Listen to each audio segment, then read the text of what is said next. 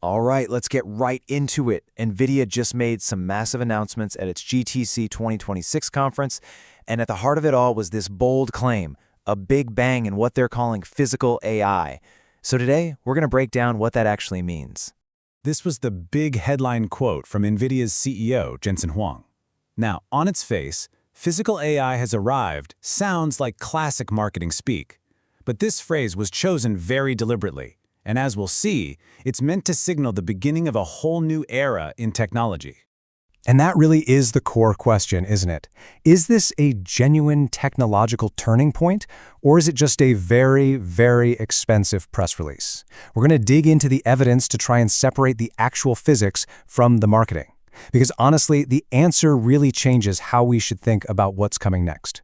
So to get there, we first need to get on the same page.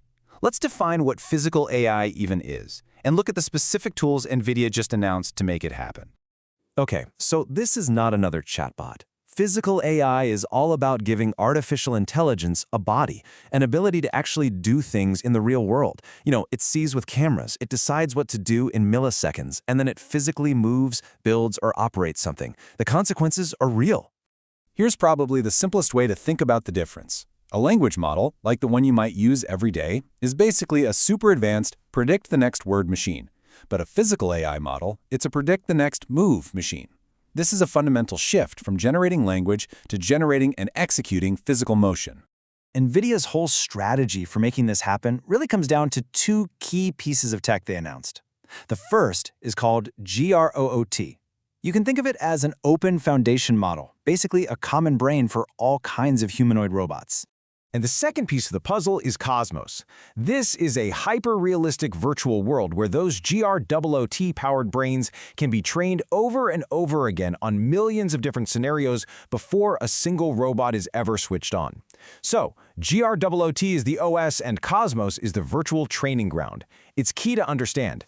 NVIDIA isn't building the robots. They're building the intelligence that will run on the robots. And this brings us to a really crucial concept, the simulate then procure model. Instead of the old way, where you train a physical robot by letting it fail thousands of times in a real factory, which is slow and expensive, you can now simulate 10 million factory interactions first. This just completely changes the economics. It massively cuts down the cost, the time, and the risk of teaching robots to do complex things in the real world. Okay, that all sounds fantastic in theory, but is anyone actually using this stuff? Let's look at where the rubber meets the road, actual deployments, and real money being spent. And the answer is yes. These are not just flashy tech demos. We're talking about companies like Siemens that have wheeled humanoids running on their factory floors right now. Tesla has over 1,000 of its Optimus robots in active testing. And you've got the huge names in robotics, Boston Dynamics, Agility. They're not just playing around. They are signing production agreements and baking this stack into their platforms. And what's really striking is how broad this adoption is. It's popping up everywhere. You've got the industrial giants who build the world's factories, the pioneers creating the humanoids you see in the news, and it's even showing up in super specialized fields like surgical robotics. A whole ecosystem is starting to form around this common platform. An ecosystem like that needs fuel, and it's getting it. According to the latest data from the IFR, $20 billion has been committed just to humanoid robotics in 2026 alone. $20 billion. But here's the real insight. That money isn't just being sprinkled around evenly. A huge chunk of it, a disproportionate amount, is flowing directly to the companies that are building on this new common infrastructure. Why? Because they have access to the powerful simulation and AI models. It's creating this incredible flywheel effect for anyone inside NVIDIA's ecosystem. So, all of this, the tech, the deployments, the money, how does it build up to this big bang idea?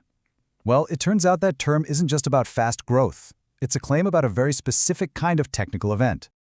See, in a technical context, a big bang isn't just a metaphor for something huge. It describes a specific moment of technological convergence. It's when several completely different, independent technologies all mature and become commercially viable at the exact same time.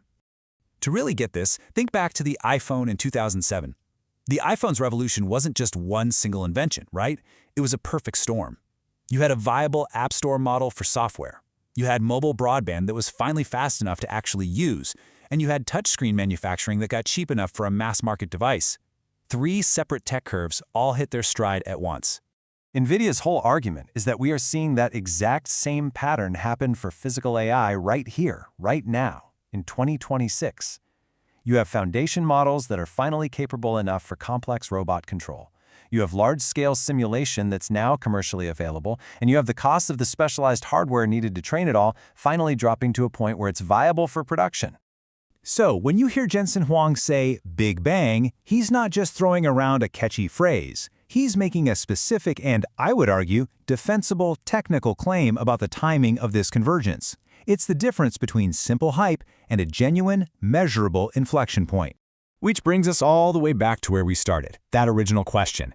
Is NVIDIA's Big Bang claim about physics? Or is it just marketed? Well, based on the evidence we've just walked through, the simultaneous breakthroughs, the real-world deployments that are happening now, and the sheer amount of capital pouring in, the claim really does hold up. It seems to be a technically defensible description of a real convergence event. And if that's true, then the key takeaway here is pretty profound. The debate is no longer about if this technology is going to reshape entire industries. That question, it's pretty much been settled.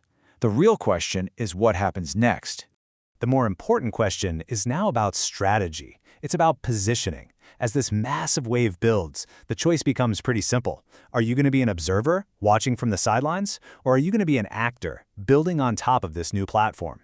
You know, the arrival of a new computing platform, this fundamental, opens up a huge new competitive battleground for basically every industry. And it all boils down to one final major question. As physical AI becomes the foundational layer for how we make things, move things, and even how we perform medicine, the central conflict becomes who is going to control the operating system for the world's robots. That race has just begun.